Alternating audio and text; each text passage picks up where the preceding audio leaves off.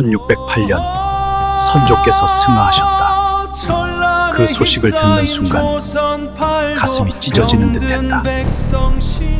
광해군이 즉위하시고 나는 유배를 명받았다.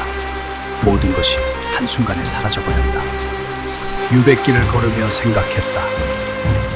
이제 나는 조선에서 완전히 버려진 몸이 되었다.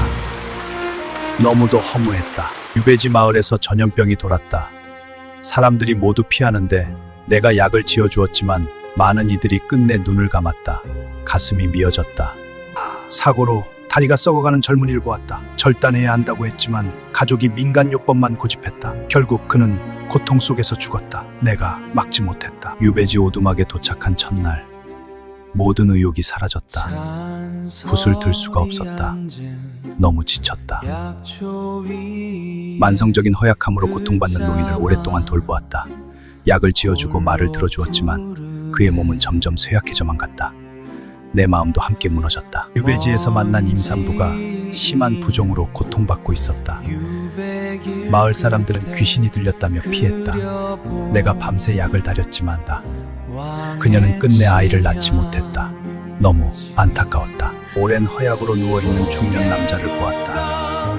내가 매일 찾아가 약을 먹이고 이야기를 들어주었지만 그의 눈빛은 점점 꺼져간다. 유배지에서 만난 늙은 어부가 오랜 기침으로 숨을 헐떡였다. 내가 약을 지어주고 밤을 새웠지만 그는 새벽에 조용히 눈을 감았다. 또 한 명을 보내고 말았다. 그들의 죽음을 지켜보며 나는 더 이상 참을 수 없었다. 모든 것을 잃었는데 왜 아직도 이렇게 가슴이 미어지는가. 추운 겨울 유배지에서 만난 어린아이의 어머니가 고열로 쓰러졌다. 내가 약을 다려 먹였지만 아이는 끝내 엄마를 잃었다. 그 울음소리가 아직도 내 귀에 맴돌아 밤마다 물었다. 모든 것을 잃었는데 나는 왜 계속 살아야 하는가. 이 고통 속에서조차 붓을 놓을 수 없는 내가 너무 미워졌다. 유배는 나를 무너뜨리지 않았다. 오히려 더 깊이 생각하게 만들었다. 진정한 의학이란 무엇인가?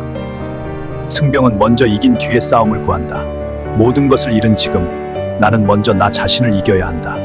이 집념이 결국 대업을 이룰 것이다.